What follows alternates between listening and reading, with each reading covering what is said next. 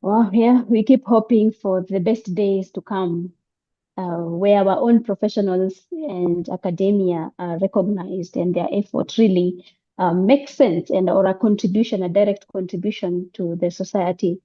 And Prof, now moving away from the political culture and the challenges that exist there in relation to academia, you have severally also insisted that Africa must produce thinkers, yeah, and not merely degree holders. Mm. And coming from a university, it's of interest to know how do you think African universities should train lawyers who think critically, who act courageously, and are ethical at the same time? How do we achieve all these components in um, one go? The university environment has changed dramatically. If I look at our Mhm. days when we joined the university, our class was considered one of the largest classes, and we were only 86 of us. And I remember in those days, even your own class was not as big as they now are. But I Yeah. remember in those days when I started teaching at the university, the very first time I taught under the late Professor Okoth Ogendo, and taught under Professor Onesmus Kimweli Mutungi as a graduate assistant, still a master's student. And when I went into class, he was there sitting. And I taught for 40 minutes and he would take over the last 15 minutes. That was mentorship. And Okoth used to say, the last 15 minutes is when I deal with your heresies. The mistakes you make, I correct them. Then where Mhm. he thought had struggled, that would become the Mhm. tutorial question. Mhm. There were tutorials. Then I and many others during that period, we were allowed, there was the Dean's Committee. If I wanted to write a paper, I would apply to the Dean's Committee and I would be given a maximum of 30,000 to undertake research. And then the university allowed me to at least go on a paid conference, at least 2 in a year. The university Mhm. afforded me a duty-free motor vehicle, and I still have mine, KL 146A. The university afforded me accommodation. The Mhm. university afforded me the best medical services in Kenya at that time. In other words, Mhm. as a young academic, I was comfortable. As a young academic, the academic environment was suitable. We had professional public lectures. I remember myself inviting the late Professor George Kanyehamba from Uganda to come and lecture, the late Professor Kanywanyi. The university produced. And in those early days, even some of the students in engineering were sponsored by Kenya Power and Lighting.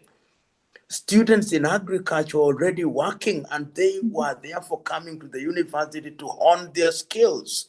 The connection was there. You are mentored by your superiors. I remember when the transitional constitution of Somalia was being done, we did it with Okoth Ogendo. I was doing the heavy lifting and he was my supervisor in that regard. And it was a consultancy that he got. And in those early days, even other universities were involved with the university. I went on a PhD Mhm. program on the VLIA program Mhm. of Kent University. I paid no cent. The university gave you comfort. University gave you the opportunity to grow. You are not desperate. You are not waiting for your salary. You are not migrating from one university to the other. And I think that we know the script. What we are saying is not new. We actually know what ought to be done. When I hear that the universities are now in debts of hundreds of billions, what happened to the alumni? The University of Nairobi, for example, has an alumni population of 290,000. If only a third of them were to contribute 50,000, the university's debt would be written off.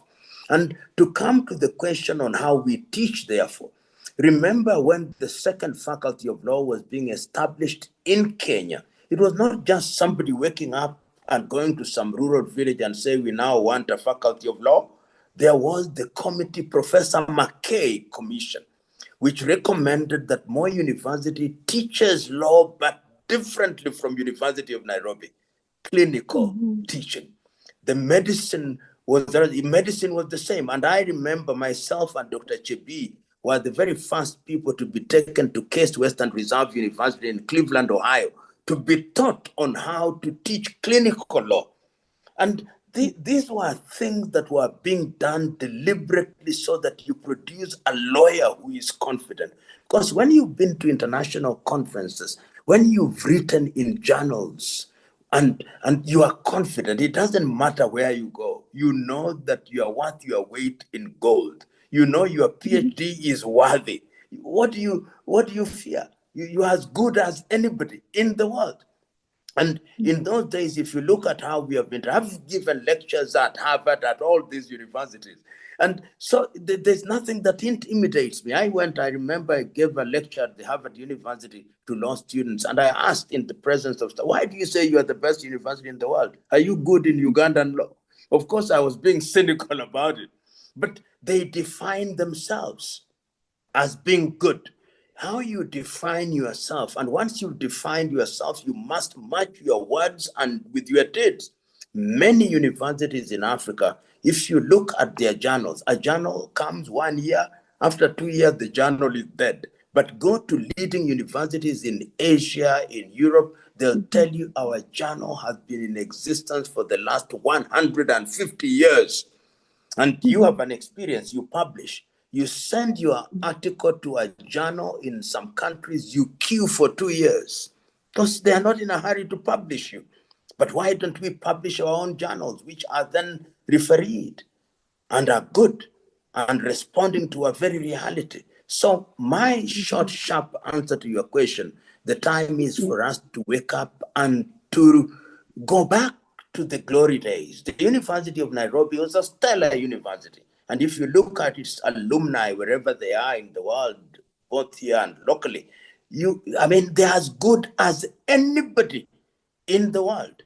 And even the products of the universities that are now emerging, Moi University has some very stellar students. Strathmore University, Kabarak University. In other words, we don't have to apologize. We are good, but the environment can be very suffocating. It is the environment that we must improve, and you will be amazed. And you may think that Kenya is not very good, but when you travel around here and you see Kenyan professionals being worth their weight in gold, then you know we are not bad. We are not bad at all. Yeah.